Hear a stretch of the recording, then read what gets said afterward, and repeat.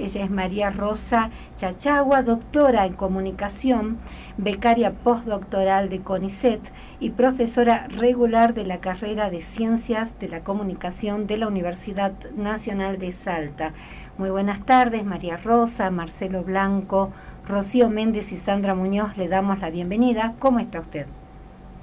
Hola, buenas tardes. Muchas gracias por la invitación y un gusto saludarlo a Marcelo, a Susana, a Rocío, a todos. Muchas gracias. Bueno, María Rosa, te convocábamos por un tema que dio mucho para hablar, lamentablemente, ¿no? Donde se pone en jaque, primero, el rol del periodismo, la libertad de expresión y la libertad de prensa, que era, digamos, el escándalo detrás de Canal América con la baja, digamos, del programa de Viviana Canosa, ¿no? Un programa que lamentablemente era seguido por muchas personas. Para los comunicadores viejos como nosotros, Viviana Canosa era una gestora política de un grupo ideológico, perteneciente a un grupo ideológico, y bueno, y que promocionaba algunos disturbios, y esto tiene en definitiva realmente un alejamiento total de lo que es el rol del periodismo. Nosotros te llamábamos para poner acá en el tapete un poco algunas definiciones. Por ejemplo, ¿cuál es el rol del periodismo? ¿Cuál es el límite ético de esta libertad de expresión? ¿Podemos decir lo que queremos contra quienes queremos o tenemos que tener un sustento intelectual, un sustento de investigación para poder realmente presentar un tema? Te dejamos el micrófono, María Rosa. Bueno, me parece que es un tema súper importante para dialogar y celebro que se esté poniendo en discusión, ¿no? Ajá. Sobre todo porque los discursos que circulan alrededor de esta noticia también son discursos que se van construyendo a partir de los intereses, ¿no? Claro. Digo, para empezar el análisis creo que hay que siempre tener en claro que los medios de comunicación no son meros instrumentos de difusión, sino que son grandes empresas productoras de contenidos y de discursos y que son actores políticos, ¿no? Que tienen intereses económicos y políticos. Digo, A24, por ejemplo, es una empresa que tiene varios empresarios dueños y esos empresarios, no sé, por ejemplo, dos de los empresarios que tienen mayor porcentaje de ese multimedio son empresarios que están dedicados al negocio de la salud, porque son dueños de obras sociales, tienen otros vínculos en términos de intereses económicos que no necesariamente están vinculados a la comunicación, ¿no? Y eso sí tiene que ver con un fenómeno que empezó en los 90 en nuestro país, que se fue profundizando, que después con la ley de medios se trató como de retrasar un poco, pero después con el macrismo volvió, y tiene que ver con la concentración mediática de estos grandes multimedios, estos grandes monstruos, ¿no? Que son actores políticos, porque de ahí empieza todo, porque digo, este canal ha mantenido a esta periodista con un tipo de programa por más de un año. Así es. ¿No? Y ahora, puntualmente, por el caso del informe que quería sacar de Sergio Massa, empieza como todo el problema, ¿no? Entonces, yo pienso que en realidad es un caso puntual, ¿no? Que tiene que ver, pero en realidad es un problema mayor, ¿no? Que insisto, tiene que ver con la concentración mediática y tiene que ver con la construcción de los discursos de odio. Que los discursos de odio sí están en ese límite finito que vos señalás de la libertad de expresión, ¿no? Porque además la libertad de expresión está vinculada, sobre todo a partir de la Ley de Servicios de Comunicación, con el derecho a la comunicación, ¿no? Claro. Que tiene que ver la con información. Exactamente, ¿no? Que ya no es solo acceder a la información, sino también poder expresar información, difundir, y eso justamente este programa que vos señalás no daba ese espacio de réplica, digo, ¿no?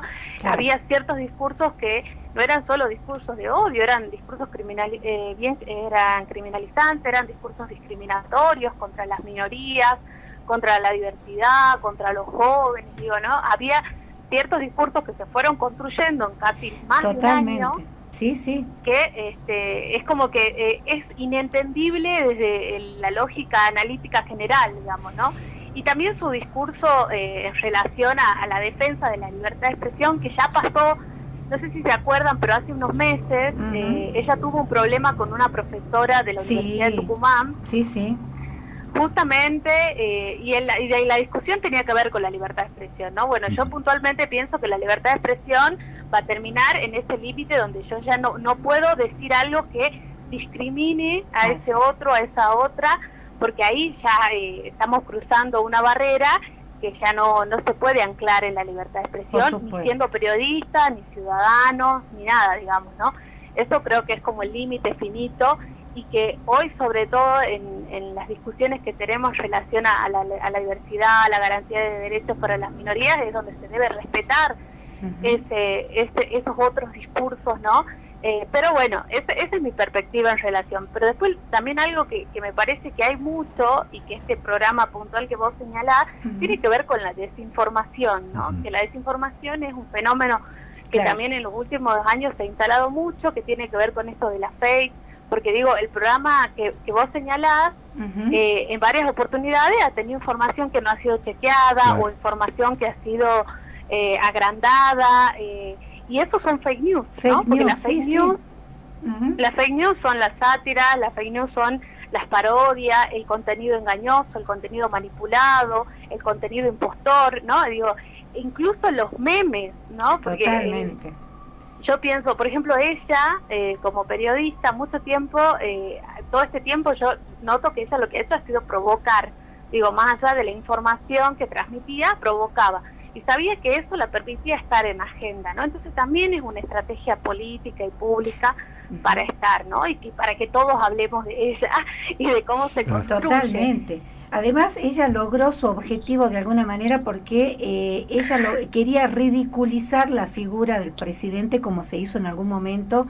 Seguramente lo recordará la gente más grande de la audiencia, por ejemplo, con el expresidente Fernando de la Rúa en su momento, y otros históricos también del radicalismo. Y yo creo que en este momento histórico, a un paso de elecciones presidenciales, la campaña está lanzada, ¿no? Y de alguna manera se jugaba un poco con bajar de alguna manera la moral de los argentinos, y construir en esa moral baja, construir un relato de odio que llevó, por ejemplo, a que estos autos convocados se reúnan, por ejemplo, un día patrio como el 9 de julio, para protestar contra todos los que pertenecen a la rama política, ¿no? Elegidos democráticamente, y pedir que se baje un gobierno que fue elegido en las urnas. O sea que es muy contradictorio hablar de república por un lado, y por el otro lado actuar como golpistas. Exactamente. Además, venía pensando, ¿no? Como que la fake news y todo lo que es contenido falso es una estrategia de la comunicación política también, ¿no? Entonces digo, no es casualidad, porque además es un programa, y bueno, no es el único programa, digo, ¿no? Hay muchos programas, medios periodísticos que plantean esos discursos, incluso bajo esta idea de la espectacularización, porque hay muchos programas que combinan el espectáculo y la política, y no se trata con la seriedad que debería tratarse, porque esto que vos señalás, respecto a esa concentración en particular, ataca totalmente contra la democracia, ¿no? Y que son uno de los valores que nos ha costado como sociedad mucho tiempo sostener, y que por más que haya pasado muchos años de que estemos en democracia, es un valor que lo tenemos que seguir reivindicando y cuidando como ciudadanos, ¿no? Entonces creo que ahí también vuelvo a esta primera pregunta que me decías al principio, que es pensar en el rol de los comunicadores, de los periodistas, porque digo, es verdad, nosotros, por ejemplo, en la universidad tratamos de enseñar, ¿no? Digo tratamos porque no siempre se logra, pero uno trata de decir, bueno, el buen periodista es buena persona, tiene que chequear las fuentes, tiene que tener ética, comprometido con la sociedad, etcétera, etcétera, pero después pasa que la concentración mediática, la manipulación informativa, la famosa teoría del encuadre de los medios, ¿no? Va transformando esas condiciones laborales de los periodistas, pero creo que es muy importante no generar esos discursos que ataquen a la ciudadanía, incluso al país, digamos, ¿no? Como este caso de la democracia. Pero insisto también, tiene que ver con la estigmatización de la pobreza, con la estigmatización de pequeños grupos, sectores sociales. Exactamente. Es como general, ¿no? De colectivo, todos esos valores. Atacar, por ejemplo, al feminismo con tanta liviandad como lo hacía Canosa, de hecho, trajo muchísimas polémicas. pero se seguía sosteniendo, ¿no? Uno, desde estos micrófonos y desde inclusive medios gráficos, se cuestionaba, nosotros cuestionamos muchas veces, tenemos que traer acá, a este micrófono, en el caso puntual de La Patriada, por ejemplo, el análisis de Viviana Canosa, o le estamos haciendo publicidad, porque también como comunicadores nos cuestionamos, ¿no? Si hablamos de un tema, bien o mal, estamos haciendo de alguna manera cierto marketing. ¿Esto es correcto de acuerdo a tu mirada o no? Bueno, créeme que es algo que lo discutimos constantemente, incluso cuando damos clases, ¿no? Claro. En la universidad, porque siempre surge un tema respecto, por ejemplo, cuando pasó con esto de la profesora, era el tema que se habló el otro día en clases, ¿no? Claro. Y uno dice, bueno, lo tratamos, lo analizamos. Bueno, yo creo que es importante analizarlo porque de alguna forma permite mostrar qué hay detrás de esas movidas mediáticas, porque además hay que también tener en cuenta que hay un fenómeno que también nos atraviesa en los últimos años, sobre todo con el auge de la tecnología, que es el fenómeno de la viralización, ¿no? Claro. Donde ya los medios tradicionales, que existen, la televisión, la radio están, pero tenemos las redes sociales que generan mayor impacto y que generan mayor circulación, ¿no? Entonces, por ejemplo, hay autores que plantean que es más fácil mentirle a la gente con una fake que después aclararle a la gente que ha sido engañada y que esa noticia no era tan así, ¿no? Totalmente. Porque en ese proceso de aclaración es donde ya la gente no te presta atención o duda, ¿no? Claro. Pero le queda mejor esa primera idea. Incluso lo podemos discutir, porque también es como ir a frase o a pensar que la ciudadanía es pasiva y no activa, ¿no? Pero digo, hay muchas de estas cuestiones hay que ponerlas en tapete, sí, con ciertos límites, ¿no? Por ahí tomar el ejemplo para analizar, no sé, el derecho a la libertad de expresión, el derecho a la comunicación en general de la ciudadanía. Y a mí me parece que algo que es re importante es que también desde los medios, de las instituciones, etcétera, trabajemos la cuestión de la discriminación, ¿no? Claro. Que desde esa burla, desde el meme, desde la parodia, estamos generando, porque además los medios también son responsables. Totalmente. Tienen esa responsabilidad también de ser constructores de discursos y de representaciones, y creo que ahí hay un gran vacío, ¿no? Incluso con las redes, ¿no? ¿Qué pasa cuando empieza a circular el meme, cuando empieza a circular un video y nos reímos todos, TikTok, ¿no? Creo que la cuestión es mucho más amplia, que supera, ¿no? Y digo, el programa este que vos contás, después al otro día, capaz que vos no lo viste hoy, pero mañana lo ves en TikTok o circula en WhatsApp, ¿no? Claro. Y hace que uno llegue a eso. Lo que pasa es que trabaja con un factor primario, ¿no? Que es la emocionalidad de las personas. O sea, es un factor que inclusive está implícito en las campañas políticas y fundamentalmente en la actualidad, ¿no? Se trabaja mucho con ese factor de la emoción. De hecho, entre las redes, el uso indiscriminado de redes, hay un libro muy interesante, no sé si lo leíste, de un filósofo subcoreano, Byung-Chul Han, Las no cosas, las no cosas, que habla justamente de esta temática, ¿no?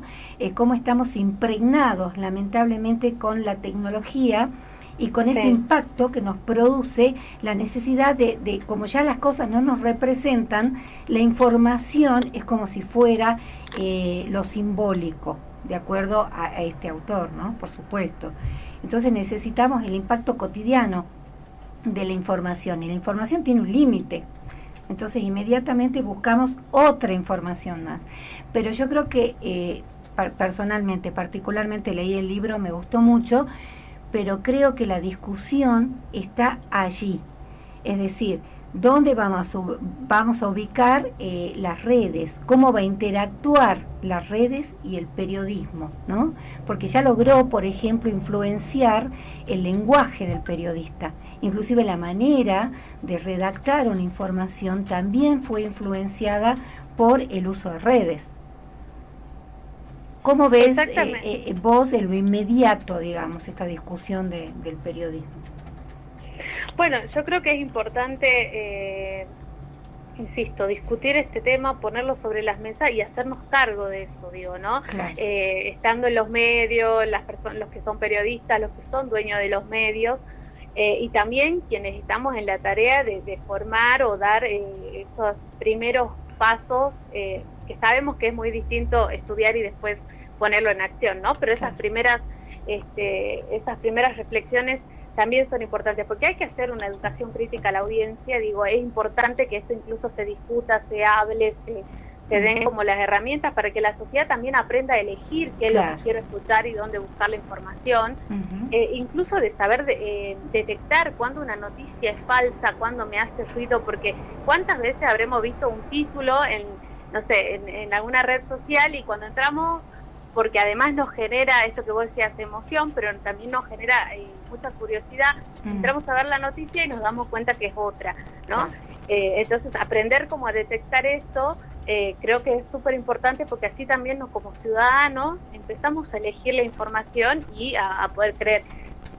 Si bien una característica que tienen los periodistas y la comunicación en general es generar esos contratos de lectura, ¿no?, con las audiencias, y hay periodistas que uno puede decir tienen un contrato histórico con la ciudadanía, con la audiencia, digamos, y es como intocable, ¿no? Si lo dice tal persona es intocable, pero bueno, también animarnos a poder repensar eso intocable, esos contratos, porque la verdad que hoy por hoy el contexto general, digamos, ¿no?, de los medios es muy complejo, sobre todo los grandes medios, los medios hegemónicos, que son los que más llegan, ¿no?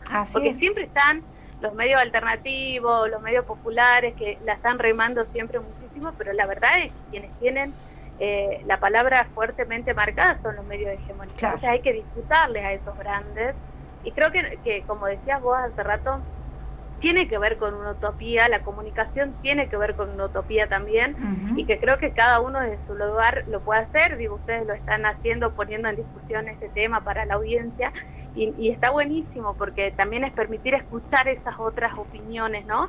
Y insisto, pensar que la comunicación no es un negocio, sino que es un derecho humano, y que en ese sentido todos quienes estamos inmersos en el campo de la comunicación tenemos que apelar y garantizar ese derecho. Claro, y aparte es el sostén de la democracia, ¿no? De una democracia que esperamos en algún momento sea de alta calidad. Ojalá que sí, sí, totalmente. Además es un pilar, como decimos, fundamental en todas las áreas de gobierno, ¿no? Incluso si uno lo piensa, la comunicación en los últimos 20, 30 años ha ido adquiriendo un cierto rol dentro de los organismos estatales, gubernamentales y no gubernamentales, porque empiezan a disputar los sentidos, digo, ¿no? Incluso toda esta creación, el fenómeno de los nuevos discursos de odio o de las fake news, tienen que ver con estrategias de la comunicación política para disputar los sentidos. Digo, hay un montón de casos, si lo pensamos en Latinoamérica, no sé, en las últimas elecciones en Brasil, con Bolsonaro hay un montón de ejemplos de fake news que hicieron también que se mueva el aparato mediático a favor de un candidato particular. En Estados Unidos también ha pasado. Digo, hay ejemplos que podemos dar y analizar que sostienen que esto que estamos diciendo es así, ¿no? Entonces, digo, no es solo una red que la cargo de vez en cuando, sino que hay que saber que hay mucha gente detrás de estos perfiles, que muchas veces son falsos, que construyen discursos manipulados, engañosos, con contenidos que después son difíciles de desentrañar. Claro, sí. Buenas noches, María. Rocío Méndez le habla. Hola, Rocío. Buenas noches.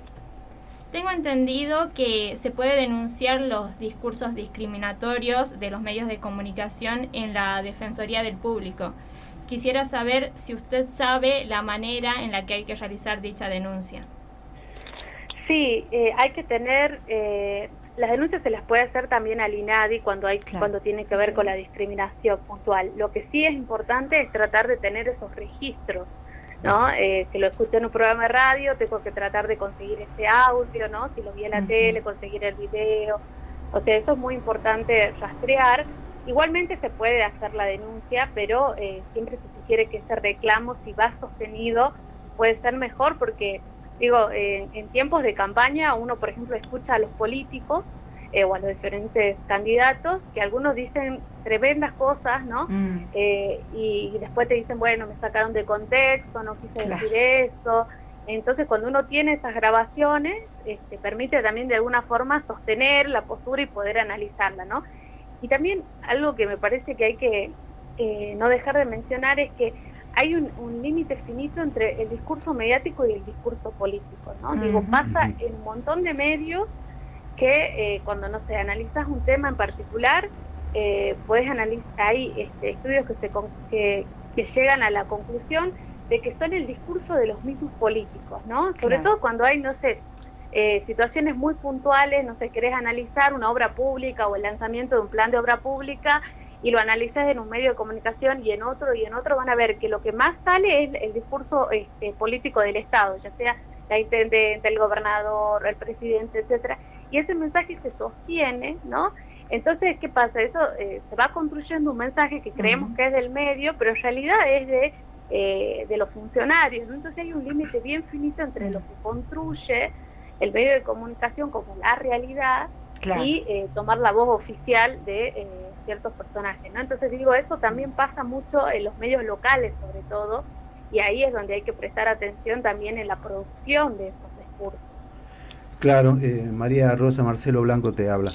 Y también tiene que ver con la publicidad, digamos, oficial, ¿no? Donde el gobierno de alguna manera ejerce cierta presión contra la libertad de expresión, de la manera que ellos, digamos, tienen un presupuesto determinado y reparten con criterio arbitrario, confundiendo un poco lo que es la publicidad oficial con los legítimos subsidios, por así decirlo, ¿no? Sí, totalmente, ¿no? Creo que eso que vos señalás, Marcelo, es súper importante porque tiene que ver con la pauta oficial, ¿no? Que incluso creo que es algo que es una deuda pendiente que tenemos como país, es dar una verdadera discusión y que esa pauta que es necesaria sea distribuida de manera igualitaria, ¿no? Porque además, aún al contexto que hoy tenemos en el periodismo, que todos sabemos que la mayoría de los trabajadores del periodismo están explotados, que con malos sueldos, malas condiciones de trabajo, es justamente, ¿no?, por la falta de ese sostenimiento económico para dar las mejores condiciones. Entonces es inevitable que esa pauta esté condicionando, ¿no?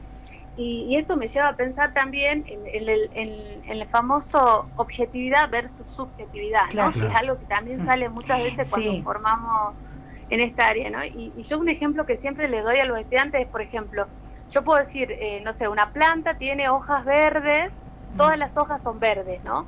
Y eso sería la objetividad. Ahora, si yo digo, esta planta tiene todas las hojas verdes, que además son hermosas, estoy agregando un adjetivo que desde mi percepción hace que esas hojas sean hermosas, ¿no? Y eso no está mal, siempre y cuando yo como periodista y como comunicador dé cuenta de por qué yo sostengo que esas hojas son más hermosas, ¿no? Y eso creo que ha sido, sobre todo, no sé, ¿se acuerdan? Hace 10, 15 años, la discusión del famoso periodismo independiente de gobierno, ¿no? Y eso también es una falsa dicotomía, ¿no? Porque es independiente de ¿qué sería ser independiente, ¿no? Entonces creo que, y eso tiene que ver con un factor económico. Está bien, no me paga el gobierno, pero me paga las grandes multinacionales, me paga Soy Médica, ¿no? Entonces digo, también como pensar en que el fenómeno del económico, de sostenimiento de los medios es mucho más complejo. Claro. Pero aparte, no sé si estás de acuerdo, María Rosa, pero uno está atravesado por una ideología, que no significa estar atravesado por una ideología partidaria, sino por una ideología, cómo ves la vida, cómo interpretas un hecho determinado. Ahí voy a usar un poco a Nietzsche, pero en realidad uno es una construcción también social, entonces como periodista o como comunicador social. Y si para colmo responde a una empresa y esta empresa tiene una editorial clarísima que te pone límites en torno a tu trabajo periodístico, estás muy condicionado. Es como que realmente el periodismo independiente no existe, el periodismo objetivo tampoco, de alguna manera, porque uno siempre está respondiendo ideológicamente a un sector. No sé si compartís, pero creo que hay una línea muy transparente entre este tipo de periodismo que hacemos los seres humanos.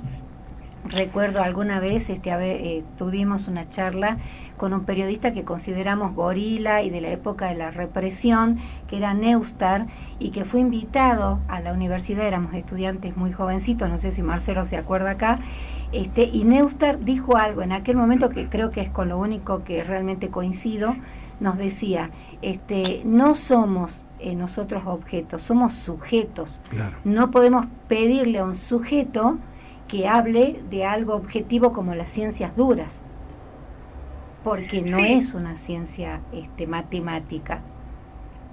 Sí, además nosotros estamos informando sobre los ciudadanos, ¿no? Y los ciudadanos son sujetos, digo, la típica teoría del periodismo, cuando hablamos del periodismo blanco, el periodismo amarillo, justamente es empezar a pensar que de quienes informamos son sujetos que tienen vida, igual que nosotros, ¿no? Digo, o incluso ustedes que son periodistas, como vos decís, cada uno tiene su bagaje cultural, su bagaje social, cada uno ha sido criado en una familia, ha ido a una escuela, tiene ciertos amigos y va transformándose a lo largo de los años, y el periodismo también te va transformando, ¿no? Entonces, hay una frase de Richard Kapuscinski, que es un autor también muy reconocido para hablar de los periodistas, que dice justamente que el buen periodista es una buena persona, es decir, es el que entiende al sujeto de esas investigaciones o de lo que está investigando, y que no solamente lo mira como un objeto a informar, ¿no? Que es una transición que puede ser de palabra, pero no es solo de palabra, sino porque ahí también hay una intencionalidad, digamos, ¿no? Puede,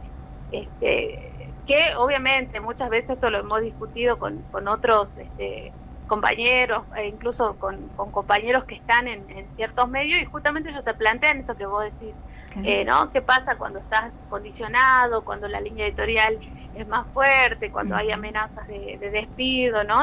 Totalmente entendible, y creo que lo que hay que hacer es como no aflojar esa utopía y seguir luchando de los lugares que están para que haya mejoras en los medios de comunicación en términos de situación laboral, para que haya efectivamente una libertad de expresión, ¿no? Claro, y esa sensibilidad, como decís, con la ciudadanía y con la propia historia, ¿no? Ese compromiso ético con tu lugar en el mundo. Bueno, María Rosa Chachagua, fue realmente un placer esta conversación. Tenemos que volver a reencontrarnos en estos micrófonos, si estás de acuerdo, continuar el debate tan necesario en este momento también tan crítico políticamente hablando en la Argentina. Así que te agradecemos este tiempo, todos los conocimientos, y bueno, te enviamos un abrazo desde acá. Bueno, muchas gracias a ustedes por la invitación, muy lindo el espacio, y bueno, yo les quería también recomendar, hay una página en internet que se llama Media Ownership Monitor Argentina, que es una página donde uno puede encontrar datos actualizados sobre la concentración mediática. Es una página que está muy bien armada y es bien interesante para entender estos fenómenos de los discursos de odio, ¿no? Por ejemplo, si yo digo Canal 13, Clarín, bueno, inmediatamente uno a qué monopolio me estoy refiriendo, ¿no? Pero cuando hablo de otros, como por ejemplo a otros grandes medios como A24, es importante ver quiénes están detrás de ellos, ¿no? Claro. Entonces, en esta página pueden encontrar de todos los medios en Argentina, de la tele, de la radio, etcétera, y es bien interesante para tener esos datos para poder pasar y contextualizarme a la audiencia y en general. Muchas gracias. Muchísimas gracias. Hasta luego. Que tengan una buena noche. Igualmente. Habíamos dialogado con María Rosa Chachagua, doctora en comunicación, profesora de la carrera de Ciencia de la Comunicación en la UNSA. FM La Patriada Salta. Estamos donde estás.